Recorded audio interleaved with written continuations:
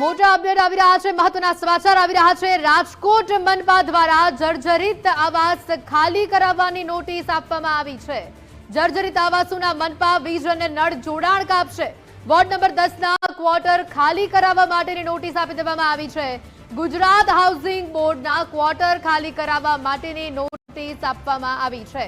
મનપા નળ જોડાણ અને વીજ જોડાણ કાપવા કવાયત હાથ ધરશે। મનપા દ્વારા ભયગ્રસ્તના બોર્ડ પણ લગાવી દેવામાં આવ્યા છે। તસવીરો તેની કેટલીક સામે આવી છે। મનપા દ્વારા ભયગ્રસ્તના બોર્ડ પણ લગાવવામાં આવ્યા છે। મોટા સમાચાર। રહીમ લાખાણી અમારી સાથે સંવાદદાતા સીધા અહીંયા જોડાઈ ચૂક્યા છે। રહીમ, જે રીતે આ ભયગ્રસ્તના બોર્ડ લગાવવામાં આવ્યા છે, નોટિસ ફટકારી દેવામાં આવી છે, અપડેટ શું?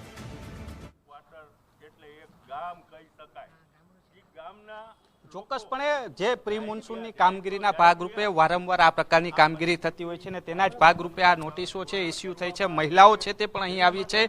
792 ક્વાર્ટર છે કે જે અહીં જર્જરિત બતાવવામાં આવ્યા છે અને 5 દિવસની અંદર જો આ ક્વાર્ટરો ખાલી નહીં થાય તો લાઇટ કનેક્શન કાપવું અને નળ કનેક્શન કાપવાની વાત છે તે પણ કરવામાં આવી છે। આપણે મહિલાઓ સાથે વાત કરીશું કારણ કે તેઓમાં આક્રોશ પણ જોવા મળી રહ્યો છે। બેન, શું કહેશો, શું તકલીફો પડી રહી છે, તમારું શું કહેવું છે? મારું નામ ભગવતીબેન પંડ્યા છે। યુનિવર્સિટી રોડ ઉપર હાઉસિંગ બોર્ડમાં હું રહું છું। 25 વર્ષથી હું રહું છું। એટલે ભૂકંપ આવી ગયા, આંચકા આવી ગયા અને જર્જરથી થઈ ગયેલા છે। 25 વર્ષથી અમે રહી છીએ। 25 વર્ષથી અમને કોઈ વસ્તુની તકલીફ પડી નથી, બરોબર, અને કાયદેસર અમે વ્યવસ્થિત રહી છે। અને આ માલિકી અમારી છે। કોઈ અમે ઝૂંપડપટ્ટીમાં રહેતા અને તે અમારે મકાન દસ્તાવેજવાળા છે, તો અમને શું કામ હેરાન કરે છે? શા માટે હેરાન કરે છે? દર ચોમાસું હવે અમને હેરાન કરે છે। શા માટે અમને હેરાન કરે છે? અમારું મકાન કાયદેસર છે, દસ્તાવેજ છે બધાને। બેન, જે રીતના ખાલી કરવાની નોટિસ આપી, 5 દિવસમાં નકલ લાઇટ અને નળ કનેક્શન બે કાપી જશે। નો કપાય ને, અમારે થોડા ઓલા મ્યુનિસિપાલિટીના છે, અમારે તો હાઉસિંગ બોર્ડના છે। હાઉસિંગ બોર્ડ વાળા ચેકિંગમાં આવે, એ અમને કહે કે નથી રહેવા લાયક, એ ચેકિંગ કરે તો અમે ખાલી કરવી। અને હાઉસિંગ બોર્ડ ખાલી કરવું તો ખાલી કરવાની કઈ વાત આવતી જ નથી। અમારે અહીંયા જ રહેવું છે। અમે મરી તો અહીંયા, જીવી તો અહીંયા, અમારે ખાલી કરવું જ નથી। અમે ડેવલપિંગ કરાવી નાખશે અમારી જાતે અમે રિપેરિંગ કરાવી નાખશે, અમારે ખાલી કરવા નથી। જે મારે કઈ મણિયારા હાલ થાય એવા હાલ અમે 25 વર્ષથી આવી રહી છીએ। જર્જરિત જે રિપેરિંગ કરેલા છે ને ન્યાય નોટિસો મારી ગયા છે અને હાઉસિંગ બોર્ડનું કાંઈ આવતું નથી, કોઈ વ્યક્તિ આવતા નથી। જે કરેલું છે ને ન્યાય નોટિસો મારી છે, તો કરવાનો શું મતલબ? બધા ક્વાર્ટર જર્જરિત નથી, અમે રિનોવેશન કરાવી છે અને કરાવેલું છે, તો છતાં એ લોકો નોટિસ મારી લે છે। અને આટલા ભૂકંપ આવે, આંચકા આવે તો આને કાંઈ નથી, તો અત્યારે સરકારને કેમ દેખાણું? હવે જ દેખાવા માંડ્યું। દેખાય છે, દર ચોમાસે દેખાય છે। દર ચોમાસે અમને હેરાન કરે છે, ખાલી કરો ખાલી કરો, દર ચોમાસે। દર ચોમાસે અમને એ નોટિસ આપે જ છે। તો દર ચોમાસે એમ કે તમે ખાલી કરી નાખો। ચોમાસામાં અમારે જવું ક્યાં? એને દર ચોમાસે અમે ક્યાં જાય? નાના નાના બાળકો લઈને આટલી બધી પબ્લિક છે, ક્યાં જાય? અમારે ક્યાંય જવું નથી, અમારે કાંઈ કરવું નથી, અમારે અહીંયા જ રહેવું છે। નળ અને લાઇટ કાપી જવાનું કે છે, તો અમારે શું કરવું? કઈ રીતે રહેવું અહીંયા? બસ એનો કોઈ ઉપાય બતાવો અમને। મેન વસ્તુ વગર તો માણસ જીવી જ ન શકે ને, પાણી તો જરૂરિયાત છે। છોકરા નાના હોય, કોઈ એક દિવસ ખાઈ નહીં તો હાલે।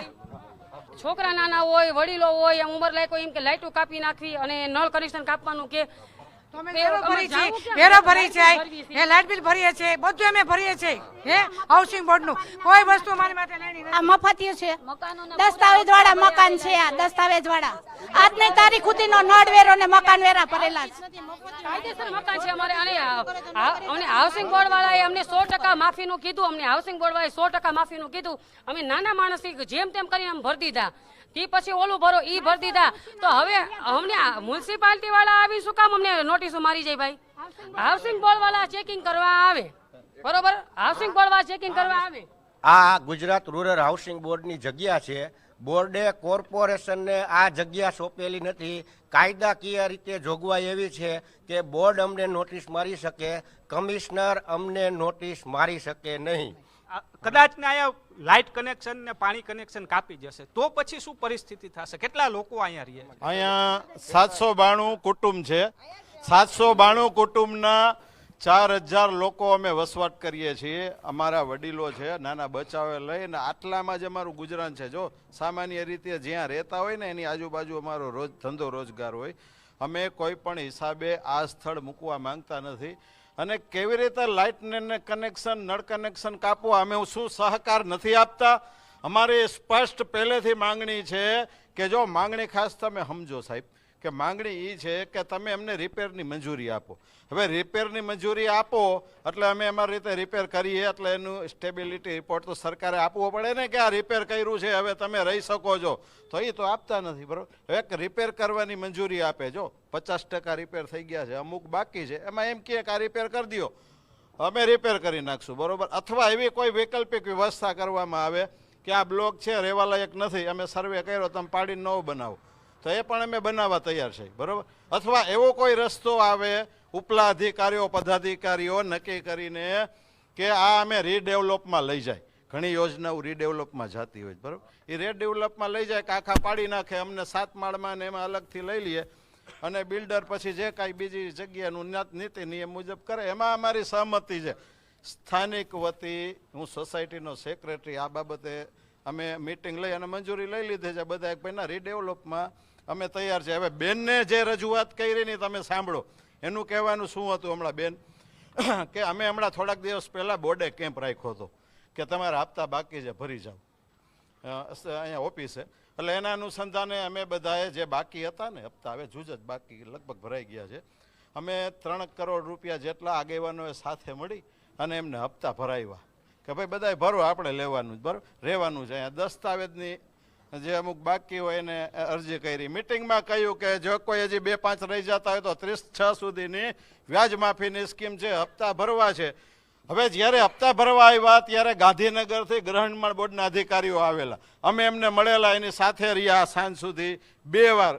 એકેય વાર કહ્યું નહીં કે આ રહેવા લાયક નથી જર્જરિત છે. અમારા અહીંથી કરોડો રૂપિયા લઈ ગયા બરોબર અને હવે એમ કહે છે બરોબર કે ભાઈ આ રહેવા લાયક નથી જર્જરિત છે આમ છે તેમ છે. તો આમાં અમારે જવાનું ક્યાં? તો 3 કરોડ રૂપિયા છે તે ભરી દેવામાં આવ્યા છે પરંતુ ત્યારે નથી કહેવામાં આવતું કે આ મકાન જર્જરિત છે. જ્યારે રૂપિયા ભરાઈ જાય છે ત્યારે કહે છે કે હવે આ મકાન જર્જરિત છે તો 4000 લોકો પોતાનું વસવાટ કરી રહ્યા છે તે જશે ક્યાં? સૌથી મોટો સવાલ છે. ચોમાસું છે ચોમાસામાં 4000 લોકો ક્યાં જશે? નાના બાળકો છે નાના એવો પરિવાર છે મજૂરી કરીને પોતાનું ગુજરાન ચલાવી રહ્યા છે ત્યારે સૌથી મોટો સવાલ છે જ્યારે ચોમાસું આવે ત્યારે કોર્પોરેશન છટકબારીના ભાગરૂપે નોટિસો આપી દે છે કે ભાઈ કાલ સવારે કાંઈ થશે તો જવાબદારી તમારી. પરંતુ સૌથી મોટો સવાલ છે જ્યારે શિયાળો છે ઉનાળો જાય છે ત્યાં સુધી કેમ નથી ખબર પડતી કોર્પોરેશને કે અહીંયા ચકાસણી કરીએ કેટલા મકાનો છે તે રિપેર થઈ ગયા છે તે તેની બાકાત કરીએ કેટલા મકાનો રિપેર કરવાના છે તે જોવામાં નથી આવતા. તેના કારણે 792 પરિવાર એટલે કે 4000થી વધુ લોકો છે તે પરેશાન થઈ રહ્યા છે. જી બિલકુલ રહીમ આભાર વિગતો બદલ.